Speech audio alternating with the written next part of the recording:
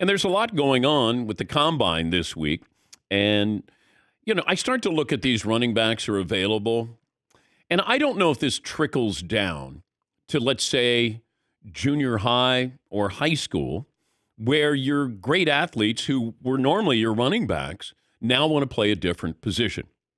If you have aspirations on playing that position at a higher level, would you rather do that as a running back or maybe be a cornerback where you can make more money? The running back, aside from the quarterback, but the running back, you're getting the ball 25, 30 times in high school, maybe even in college, or at least you used to. And I wonder if we're going to see less marquee players, athletes, want to play that position, and then maybe they want to play something else. And you start to look at Saquon Barkley, Josh Jacobs, Tony Pollard, Derrick Henry. They're all available. And then you start to look at the franchise tag for a running back and what you're going to be able to earn. Saquon, maybe you get a contract, maybe, with the Giants. Or Tony Pollard, man, I thought he had a bright future. Now all of a sudden is Dallas, in the market for another running back here. Derrick Henry, Hall of Famer? Question mark? Now he'll be available. Josh Jacobs with the Raiders, all available. Feels like any running back that was coming up for a new contract is going to be available for anybody because it doesn't feel like these teams are going to franchise tag. Now, I'd rather get the 1-year franchise tag instead of the 1 year great instead of 3 years good, because then maybe you get franchised the next year or maybe you get, a 3-year contract. But you start to look, and there aren't many running backs where you go, okay, I'm going to invest with that player at that position. I mean, Christian McCaffrey's the unicorn in a variety of ways. Alvin Kamara got that money, but Alvin Kamara has tailed off. But, you have Christian McCaffrey. Alvin Kamara, that's a mistake.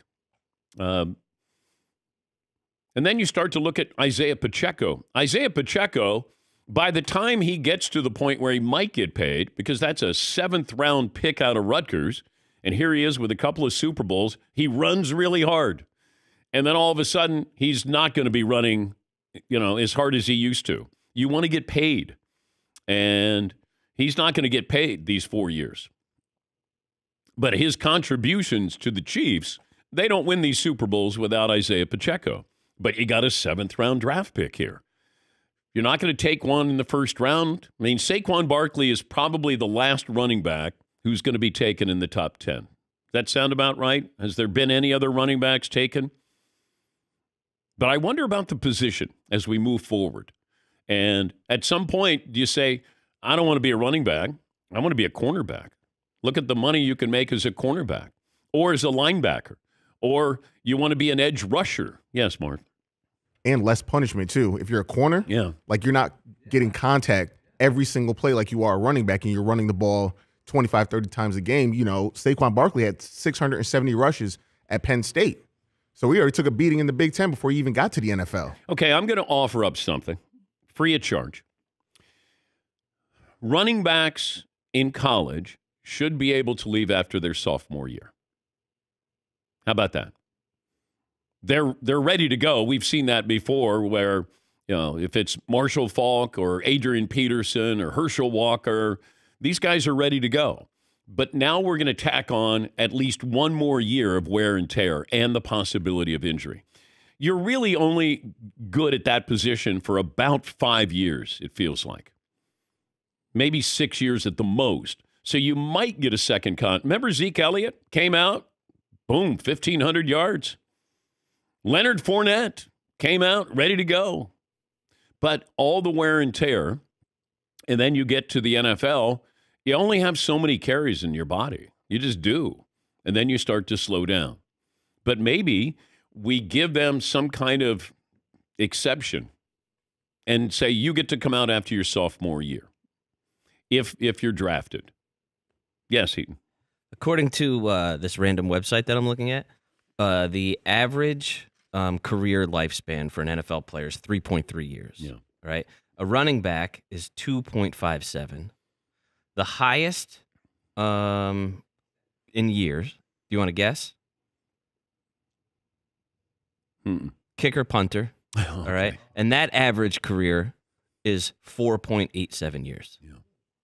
Okay. So there's not a huge difference between the longest and the shortest. Okay. Although the wear and tear on your body, having seen Eric Dickerson have a hard time sitting in a chair, to Earl Campbell needing assistance and then a wheelchair eventually, like those guys, it takes a toll on them in a variety of ways. That position, probably more so than any other position.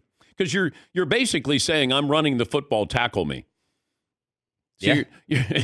It's like there's no secret here. You try to avoid getting tackled. Yeah, Paulie. You can make the case that Isaiah Pacheco has earned a raise, has earned a contract. Sure. Clearly, he made $870,000 this season. He's got very little bonuses because they don't have to pay him any bonuses. He's completely under contract for 2024 and 2025 at $1 million per season. Yeah. He'll be 27 years old, free agent.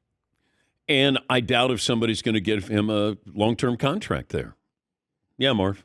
Yeah, I'm just thinking about all the wear and tear before they even get into the NFL. Adrian Peterson, 1,900 yards. He had 339 carries his freshman year. And then he's like, I got to play 2 more seasons before I even can consider going into the NFL. I think that we should have an exemption. Would you have to, let's say it was Leonard Fournette-ish type player was playing right now, and after his sophomore year, he petitions the league, and he has to be maybe viewed as a top first-round or second-round running back, and then it would be that type of exemption? Maybe. And look, I'm just spitballing here, but I think at that position, who was was it Lattimore? Marshawn Lattimore, South Carolina. Yeah. Terrible knee injury. Yes. And look, can it happen your sophomore year and your freshman year? Yes, it can. But the more times you carry, the more potential for something serious there. And at that position, now you can come back. Willis McGahee came back. But it just feels like, does anybody want to play running back anymore? Because it's not really you're a running back. Isaiah Pacheco is, but Christian McCaffrey is a dual threat there.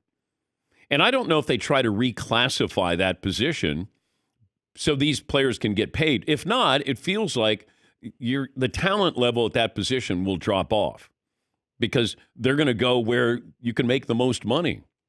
Yeah, Marv. Do they do like with the quarterbacks, like in the Rivals 100 for high school recruits, they do dual threat quarterback? Do they do dual threat running back? Like this guy can also go out into the slot and be like a Le'Veon Bell in his prime or Christian McCaffrey where it's like, all right, he can go out into the slot also. Or like Deebo Samuel could be a running back, but, he wisely is a wide receiver. That's, go back to when Jimmy Graham, he was a tight end, wanted to be classified as a wide receiver, and the reason is he wanted to be paid more. Vernon Davis, I think, also tried to do that as well. Yes, Paulie. And if you look at you said running back will not be taken in the top 5, top 10. You're probably right. I mean, it's been de-emphasized on the college level. Saquon's an anomaly. Okay, but who is the running back that's available this year? I don't have a running back in looking at 4 different mock drafts in the first round. Okay. I don't have a running back in a couple mock drafts until the 3rd round and a couple in the 2nd round. Yeah. There is not a alpha dog. Yeah, it feels like you can get a running back. We've said this before. You can get him somewhere, depending on how good your scouting department is, but you can find these running backs. And then you basically plug them in and tell them to run really hard. And then we'll see you in 4 years as we say goodbye to you. Yes, Marv. When's the last time a MVP level running back was a part of a Super Bowl champion? Like the Patriots, they just did running back by committee. Right now with the Chiefs, Isaiah Pacheco, 7th round pick. So there really hasn't been an Adrian Peterson type. Like Terrell Davis. Right. That's probably the last one, maybe. I mean, McCaffrey's in the conversation for MVP. But once again, he's an anomaly. How he's used in that offense. But he led the league in rushing. Yes, Mark. If Kyle Shanahan would have ran him more in the 3rd quarter, then we wouldn't be having this conversation. Bloop. Yeah. Yes, Seaton. The last one that was really like a featured super stud running back is probably Marshawn Lynch. But that's over 10 years ago. Yeah. That's a long time ago. Yeah.